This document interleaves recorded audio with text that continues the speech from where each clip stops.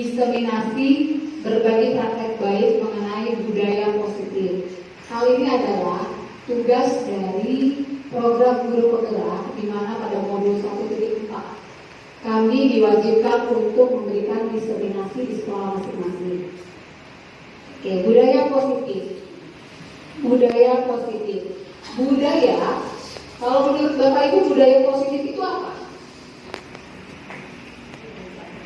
Kebiasaan, betul, kebiasaan. Positif, Bu? Baik. Ya. Menurut Kamus Besar Indonesia, budaya itu adalah sesuatu yang sudah menjadi kebiasaan, yang sudah sukar untuk diubah. Sementara positif artinya bersifat nyata dan membangun. Jadi budaya positif pengertiannya bisa dikatakan adalah kebiasaan yang bersifat nyata dan membangun.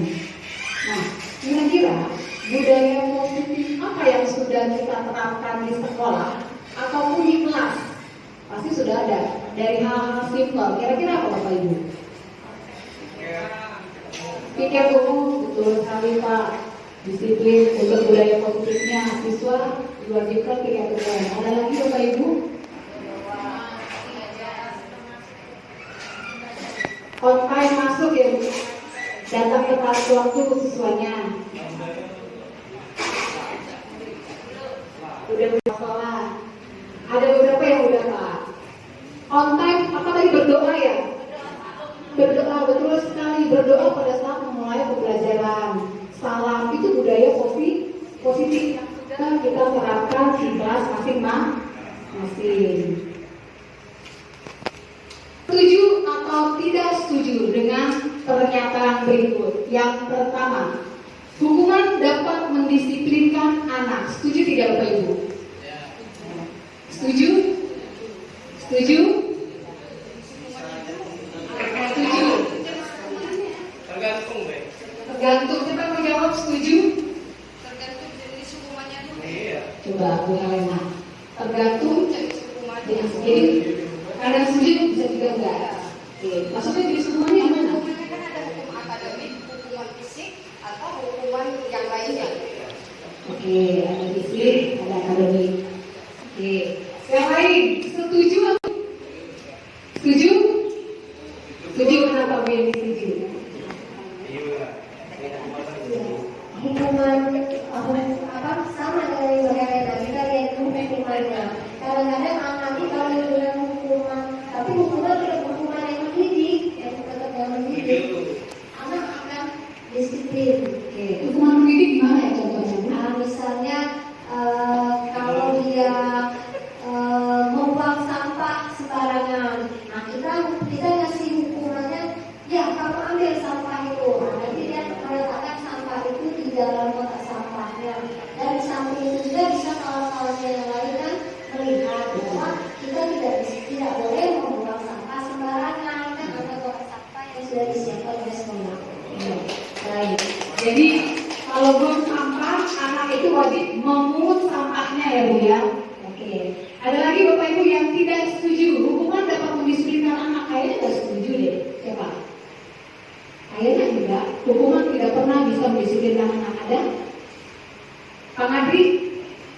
Ya. Setuju tidak Pak? Setuju. Kalau hukumannya tidak proporsional dengan pelanggarannya, tentu ya tidak baik. Kalau hukumannya mendidik dan proporsional, makanya kita sebagai guru, sebagai promotor kebudayaan peradaban, ya kita harus pintar-pintar semacam hakim lah kalau mengingatkan sebagai wakil Tuhan katanya Pak Hakim itu kan. Jadi kita benar-benar adil, benar-benar proporsional, benar-benar mempertimbangkan segala aspek. Hukuman ini mendidik atau tidak, demikian terima kasih. Oke, berarti proporsional tergantung apa dijatuhkan hukumannya. Oke, baik. Jadi rata-rata hampir semuanya yang setuju ya Bapak Ibu. Setuju. Nomor 2, pemberian hukuman dengan hal positif. Misalnya kita kasih hukuman menyapu halaman sekolah, dapat meningkatkan disiplin anak. Setuju atau tidak? Tidak setuju. Kenapa Pak Bro? Kalau lingkungan itu semua. lingkungan sekolah kan, dapat lingkungan sekolah kan, lingkungan sekolah itu luas. pemberian hukuman dengan hal positif, hukumannya hal positif, misalnya dia datangnya telat. Kamu baca KPS dari halaman 1 sampai halaman 10, nah itu meningkatkan disiplin anak nggak? Atau misalnya kamu sapu kelas semua aja itu? Ya, kalau depan kelas aja sikapnya boleh. Boleh. Kalau semuanya jangan. Berarti boleh ya, kalau di kelas boleh. Tinggal pelajaran aja. Oke, berarti setuju. Pemberian hukuman dengan walaupun hal positif dapat meningkatkan disiplin anak. Yang lain setuju? Setuju. Yang ketiga, membuat anak merasa bersalah dapat mengubah perilaku anak menjadi lebih baik. Kamu ini misalnya Arif, kamu telat terus datangnya, udah telat, bajunya lecek kulit. Nah, ini kita membuat merasa siswa bersalah. Udah tidak telat, kemudian kita tambahkan lagi kata-kata mutiara. Kira-kira ini bisa mengubah perilaku anak menjadi lebih baik ya Bapak Ibu? Tidak? Tidak. Alasannya Pak? Boleh. Alasannya Pak? Apa Pak? Doorpress-nya ya. Iya, alasannya kalau kita pelanggaran seperti itu Bu, menurut saya itu kurang disiplin Bu.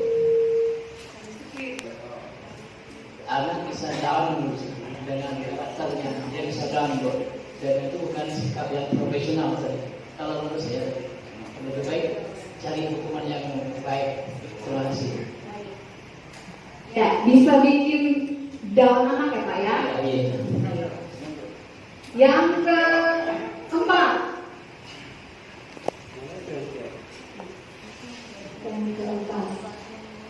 dua orang bisa bantu dapat meningkatkan motivasi belajar anak. Betul atau salah? Betul ya Bapak Ibu. Pendapat dosen, hukuman memang berhasil pada orang-orang sukses karena mereka dapat menyerapnya dan memaafkan si penghukum. Namun, hukuman tidak bekerja pada anak yang memiliki identitas kegagalan karena tindakan ini hanya menegaskan ketidakmampuannya. Jadi yang namanya hukuman Bapak Ibu itu tidak boleh. Kecuali konsekuensi. Tadi yang Bu Yeni bilang, konsekuensi. Karena dia yang menyampah, dia yang pungut untuk konsekuensi itu bukan hukuman. Gitu. Habis ini ya, dapat ya? Dapat. Oke, lanjut. Nah, ada 7 topik yang akan kita bahas hari ini. Yang pertama, perubahan paradigma belajar. Yang kedua, disiplin positif. Yang ketiga, motivasi perilaku manusia. Keempat, kebutuhan dasar manusia. Kelima, restitusi 5 posisi kontrol sebagai guru. Keenam, keyakinan kelas. Ketujuh, seni 3 restitusi. Yang pertama, perubahan paradigma belajar. Ya. Perubahan paradigma kontrol nih. Kadang-kadang ilusi guru mengontrol murid. Kita pikir kita bisa mengontrol murid. Ternyata itu ilusi. Nah, kamu yang dulunya begini, kita mengontrol ya. Yang kedua, ilusi bahwa kritik dan membuat orang merasa bersalah dapat menguatkan karakter. Ya menurut saya kalau saya begini, saya kritik, kamu ini nak, udah lagi malas lagi dulu tidur terus. Nah, menurut saya dia akan karakternya akan kuat. Itu ilusi. Kemudian ilusi bahwa saya bisa mengendalikan orang dan orang itu taat sepenuhnya hati dengan saya. Itu ilusi Bapak Ibu. Yang keempat, ilusi bahwa orang dewasa memiliki hak untuk memaksa. Itu ilusi. Oke. Ini contohnya perubahan paradigma stimulus respon dan teori kontrol. Yang pertama, pada stimulus respon, kita mencoba mengubah orang agar berpandangan sama dengan kita. Menurut saya, cara saya udah benar loh. Saya harus merubah anak ini dengan menyatakan tadi dia udah ini, udah itu. Nah, itu kan yang membuat berat salah. Menurut saya cara pandang saya benar loh. Nah, ternyata menurut teori kontrol, teorinya kita berusaha memahami pandangan orang lain tentang dunia. Kita harus paham, menurut itu benar, menurut orang lain salah. Jadi kita harus paham, tidak bisa menyamakan. Perilaku buruk dilihat sebagai suatu kesalahan. Tidur di kelas, dasar memang malas. Ternyata semua perilaku memiliki tujuan. Ada tujuannya Bapak Ibu kenapa dia tidur selain begadang. Kemungkinan besar dia cari perhatian. Berarti kebutuhan dasarnya akan kasih sayang dia kurang. Jadi dia cari perhatian kita. Kalau saya tidur pasti saya diomongin sama Ibu Marida. Pasti saya dipanggil nih sama Pak Abdul nih. Kalau saya misalnya nggak pakai baju olahraga, karena dia cari perhatian. Orang lain bisa mengontrol saya, sementara teorinya hanya Anda yang bisa mengontrol diri Anda sendiri. Nggak bisa orang lain mengontrol. Kita sendiri yang bisa mengontrol. Kemudian pemaksaan ada pada saat bujukan gagal. Andi maju, nggak mau bu, maju kalau enggak ibu akan. Karena kan kalau udah bujukan gagal sih kita pakai paksaan ya, sama ya. Nah, ternyata kolaborasi dan konsensus menciptakan pilihan-pilihan baru. Maksudnya apa? Kita bikin kesepakatan yang tidak mengerjakan PR, mengatakan kosakata 20 kosakata bahasa Inggris kalau saya. Itu yang juga berhubungan dengan pelajaran. Model berpikir menang kalah. Kalau siswa sudah maju saya menang, dia kalah. Karena dia berdua sama saya dong. Menurut kita dulu. Nah, sementara teorinya adalah model menang-menang. Kalau kita bikin keyakinan kelas, saya menang, boleh menang. Kesepakatannya apa? Kan kita tidak boleh tidur di kelas. Kamu tidur, kemarin kesepakatannya apa? Oh iya bu, menghafalkan 20 kosakata. Ya, hafalkan. Kita menang, dia menang. Oke, ini disiplin positif. Ada beberapa, nanti kita bahas. Ini gambarannya. Oke, disiplin artinya belajar. Yang pertama, motivasi perilaku manusia. Nah, teori motivasi perilaku manusia ada 3. Ada 2 teori motivasi perilaku manusia. Yang pertama eksternal dari luar, yang kedua internal. Yang pertama, untuk menghindari ketidaknyamanan atau hukuman, apa yang akan terjadi apabila saya tidak melakukannya? Contoh, saya akan datang cepat supaya bapak kepala sekolah tidak marah. Nah, itu motivasinya eksternal. Nah, saya akan masuk kelas on time supaya memori tidak pilih misalnya. Itu contoh. Itu motivasi eksternal. Nah, yang kedua, untuk mendapat imbalan dari orang lain atau institusi, apa yang akan saya dapatkan apabila saya melakukannya? Saya akan jadi guru terfavorit supaya saya dapat penghargaan. Itu motivasi eksternal. Yang ketiga, untuk menghargai diri sendiri karena saya tahu nilai-nilainya. Itu motivasi internal. Saya akan menjadi orang yang seperti apa ketika saya melakukannya. Itu memang saya tahu nilai-nilainya, maka saya melakukannya. Nah, merdeka. Menurut belajar dewasa, merdeka itu artinya tidak hanya terlepas dari perintah, akan tetapi cakap buat memerintah diri sendiri. Perbedaan hukuman dan konsekuensi ini tadi ya. Apa sih bedanya? Yang pertama, hukuman itu menyakitkan, sesuatu menyakitkan harus terjadi. Cuci WC bau misalnya, ya itu menyakitkan. Konsekuensi sesuatu harus terjadi. Karena dia buang sampah, maka dia harus pungut sampahnya. Itu konsekuensi. Hukuman membuat anak sakit, fisik maupun hati untuk jangka waktu lama. Kita mengujinya selesai hari itu berbulan-bulan dia ingat Bapak Ibu dan teman-teman. Kemudian konsekuensi membuat anak merasa tidak nyaman dalam jangka waktu pendek aja. Kamu tidak sampahnya, itu kan sampah kamu. Cuma hal itu doang ya, sambil selesai hari itu kan masalah saya memang. Hukuman anak mengunci kedisiplinan, konsekuensi anak menghargai disiplin. Hukuman paksaan Stimulus tanggapan. Hukuman mendorong anak menyakiti diri sendiri, konsep diri yang buruk, belajar berbohong. Kemudian belajar marah, rasa bersalah. Sementara konsekuensi mendorong anak agar mudah menyesuaikan diri, kemudian belajar memenuhi peraturan dan kehilangan hak dibuat tidak nyaman untuk sementara, hanya untuk sementara aja. Ini kira-kira hukuman atau konsekuensi, Ibu boleh pilih di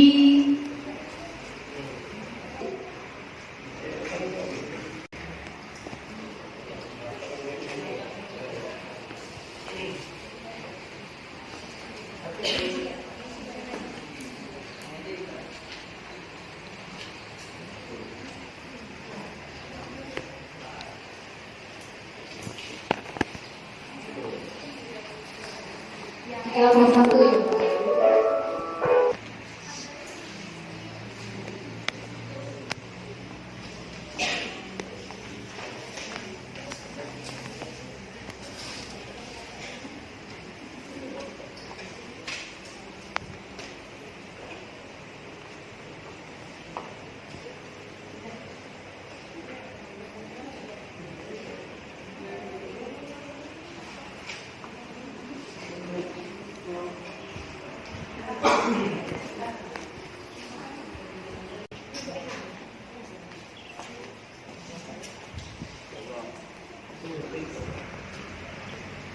Ini hukuman atau konsekuensi? Hukuman. Sudah ya.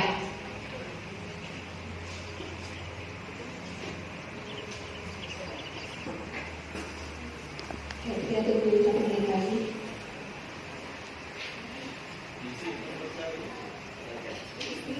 Samping kanan, apakah hukuman atau konsekuensi? Pernyataan berikut.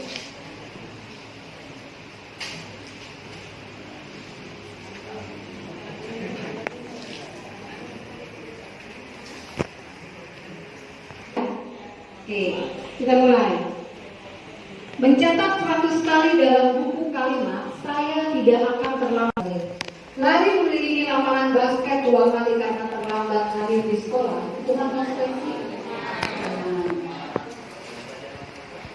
Murid diminta untuk push up 15 kali karena tidak menggunakan masker di sekolah. Menggantikan kertas tugas teman yang coret-coret.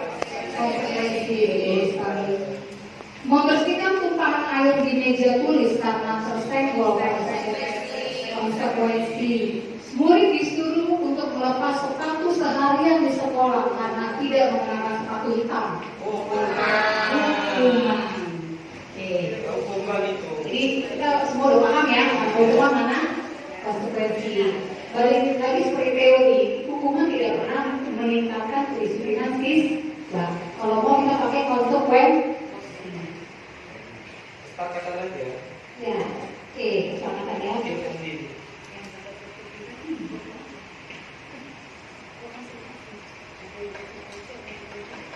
Oke, kebutuhan dasar manusia. Terdapat 5 kebutuhan dasar manusia.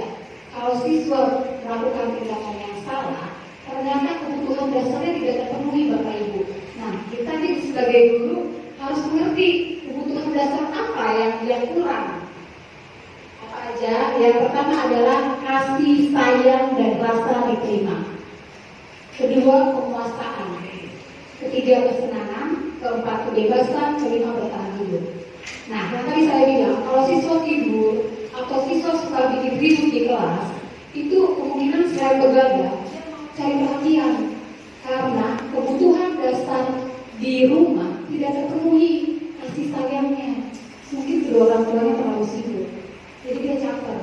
Jadi begitu anak-anak kita nakal, Bapak Ibu, ini kebutuhan dasar si Andi ini apa nih kayaknya tidak terpenuhi? Begitu.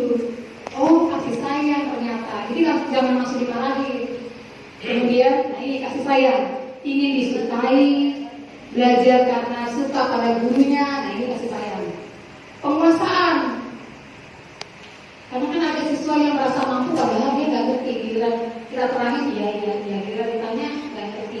Nah, kebutuhan dasar dia mau merasa saya menguasai loh.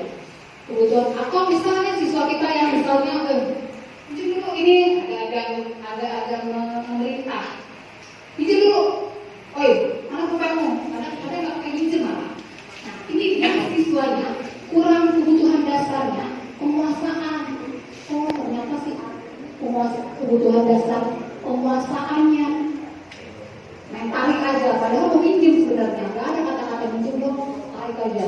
Buku, sebentar. Ternyata kebutuhan dasar penguasaan dia kurang, maka dia berbuat seperti itu. Kemudian kesenangan. Kadang-kadang siswa di sekolah kita suruh ngapain, mereka malah ngobrol, malah cara sedikit, tawa-tawa.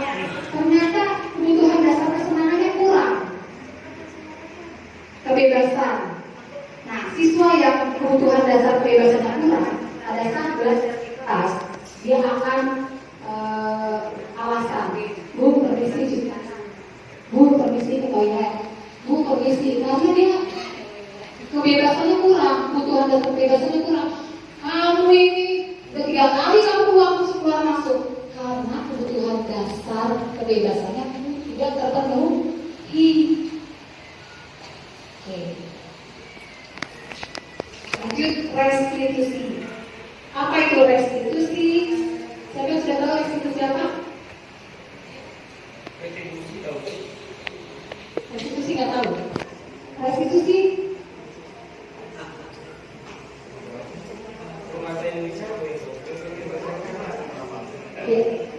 menciptakan kondisi bagi murid untuk memperbaiki kesalahan mereka, sehingga mereka bisa kembali pada kelompok mereka dengan karakter yang lebih kuat.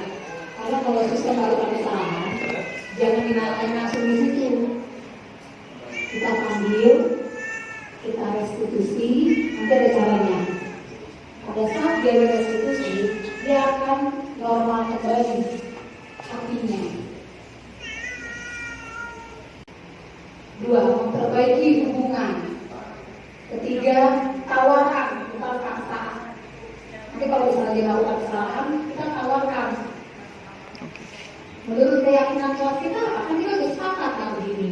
Tawarkan. Jadi kira-kira apa yang harus kamu lakukan? Misalnya begadang, tidur di kelas.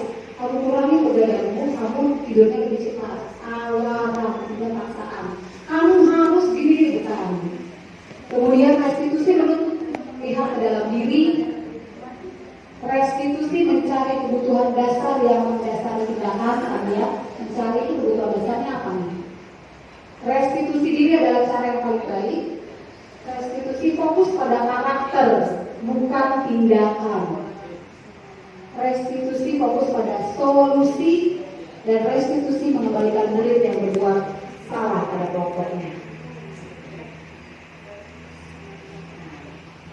5. Posisi kontrol guru. Guru seperti apa kita? Nah, ini ada 5 posisi kontrol guru. Kira-kira apa nanti kita akan jelaskan. Yang pertama,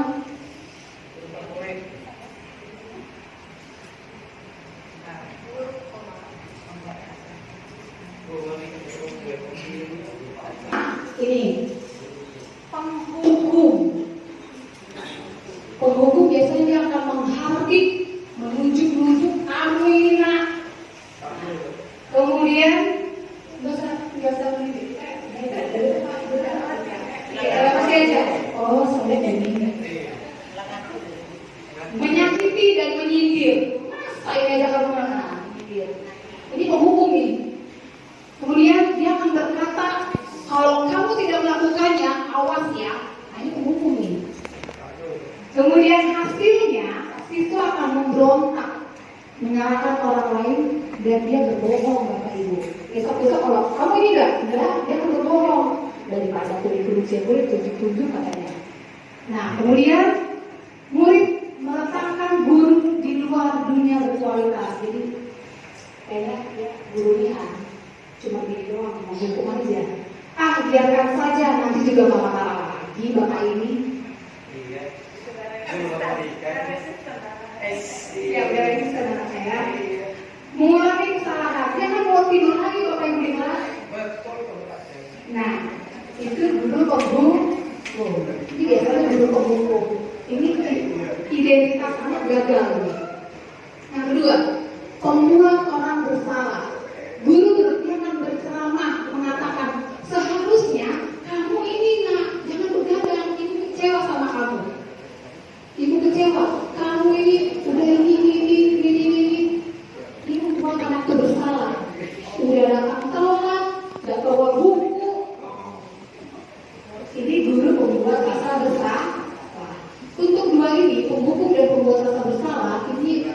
identitas anak gagal Bapak Ibu. Udah salah dia akan gagal. Kemudian yang berhasil kita lihat, yang berhasil. Guru sebagai teman membuat alasan-alasan untuk muridnya.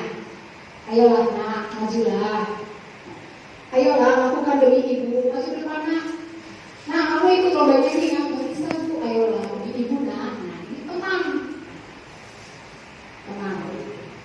Siswa akan ketergantungan nantinya hasilnya. Murid meletakkan guru sebagai orang yang sangat penting dan biasanya kalau kita dia akan longgar kita kalau dia diri sebagai teman. Saya pikir bapak ibu ini teman saya, jadi dia kadang semena-mena harus sebagai teman. Yang keempat sebagai pemantau, menghitung dan mengukur. Dipantau, ini anaknya kayaknya bagus nih. Ini kayaknya ini lebih ini nih, dia kayaknya bagusnya di lapangan, ini bagusnya untuk hitungan, itu bagus bahasa. Kemudian peraturannya apa? Biasanya ngomong peraturan terus. Apa peraturan yang berlaku?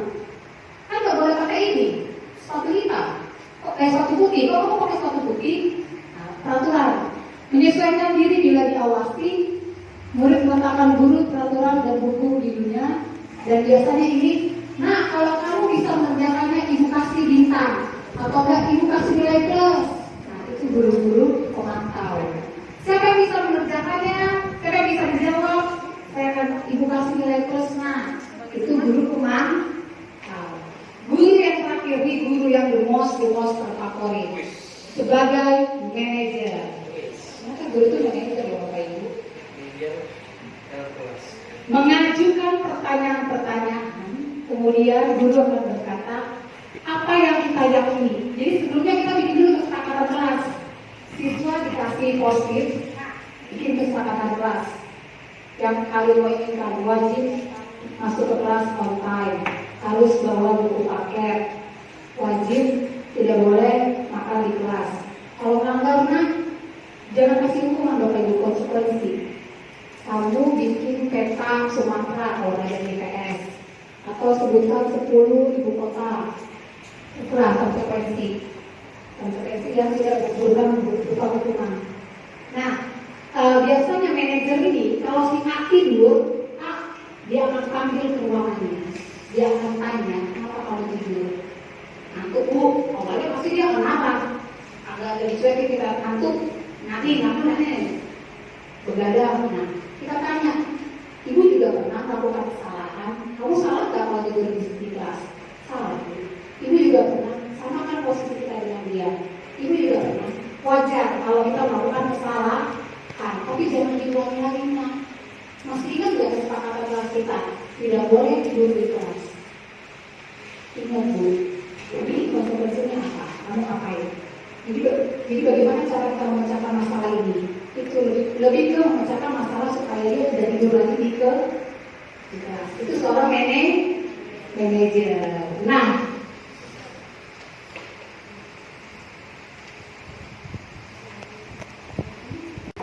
pernyataan apa? 1-6. Kira-kira posisi kontrol guru apa? Apakah dia manajer, penghukum, atau teman, atau membuat orang merasa bersalah?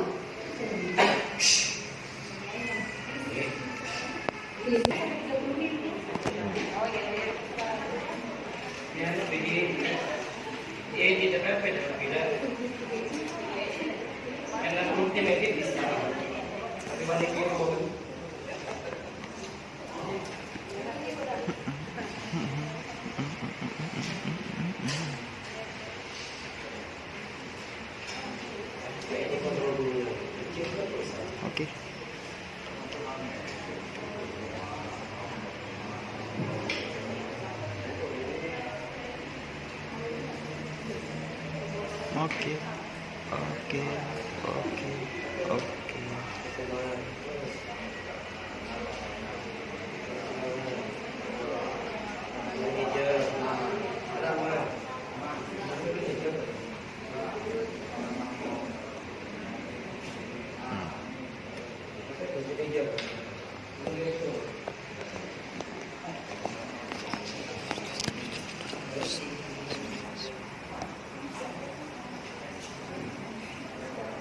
Apa masih hidup?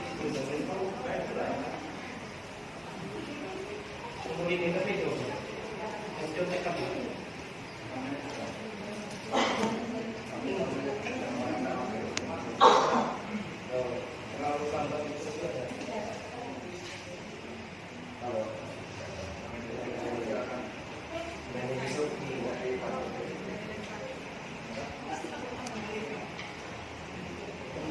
Sudah ya Bapak Ibu?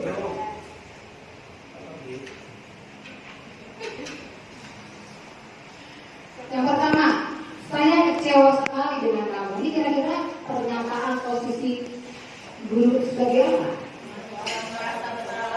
Betul sekali, membuat orang merasa bersalah. Yang kedua, kamu tidak pernah benar melakukannya. Tidak pernah. Kamu tidak pernah benar melakukannya. Kira-kira apa? Apa?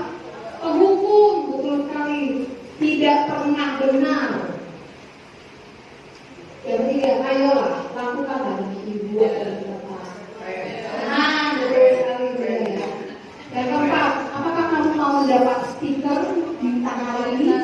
Pemantau, benar sekali Bu Linda. Yang kelima, bagaimana kamu bisa menyelesaikan masalah ini? Manajer. Keenam, kamu selalu paling terakhir. Kamu selalu penghukum, betul sekali, penghukum, selalu dan tidak pernah benar. Oke, sampai sini ini ya Bu, jelas ya Bu? Ya. Lanjut kesepakatan kelas ini. Sedikit lagi ini. Kesepakatan kelas.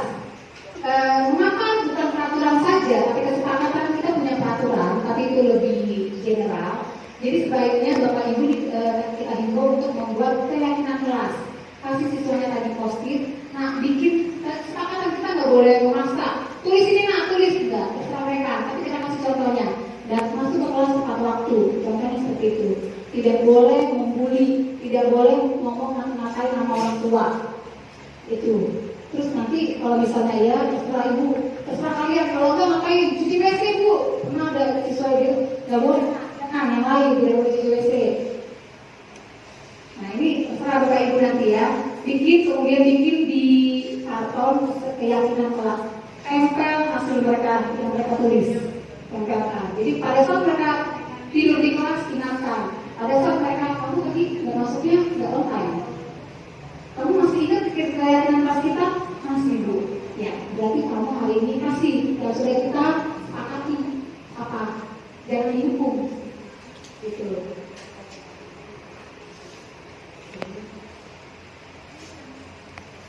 Terakhir, segitiga restitusi. Segitiga restitusi ini yang pertama ada menstabilkan identitas. Biasanya pada saat dia tidur di kelas, kita panggil, jangan dimarahin di depan situ, kita panggil ke ruang dulu, dan kita akan bilang ini. Berbuat salah itu hal yang manusiawi. Semua orang melakukan kesalahan, tapi ini melanggar keyakinan kelas kita. Apa yang harus kita lakukan? Mari sama-sama kita memecahkan masalahnya. Itu yang harus kita katakan sama murid kita. Kemudian validasi kebutuhan. Apakah kamu bisa melakukannya lebih baik lagi besok? Nah, tanyakan dia. Besok berubah ya. Besok bisa lebih baik. Kemudian yang ketiga, nah, menanyakan keyakinan. Apa keyakinan kelas kita? Kan keyakinan kelas kita atau kesepakatan kelas kita kan tidak boleh tidur di kelas. Tanyakan. Kita seseorang itu namanya segitiga restitusi. Pada saat siswa melakukan kesalahan, tanyakan 3 ini. Ambilkan identitasnya, tidak apa-apa, karena semua melakukan kesalahan. Kemudian kamu bisa lebih baik lagi. Dan yang ketiga adalah keyakinan kelas kita apa dan dia apa yang harus dilakukan.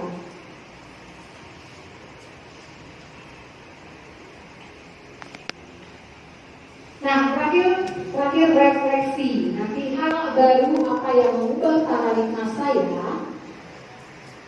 yang saya dapatkan dari diseminasi ini. Kemudian yang kedua, perasaan apa yang muncul selama mengikuti kegiatan ini. Dan yang ketiga, peran among atau guru seperti apa yang saya lakukan selama menjadi seorang guru. Keempat, saya akan menjadi among atau guru yang seperti apa setelah mengikuti diskriminasi ini. Boleh Bapak Ibu catat nanti. Nah, oke. Baik, terima kasih atas waktu dan kesempatannya. Demikianlah diskriminasi budaya positif modul 1.4 dari saya calon guru penggerak angkatan 7. Terima kasih Bapak Ibu.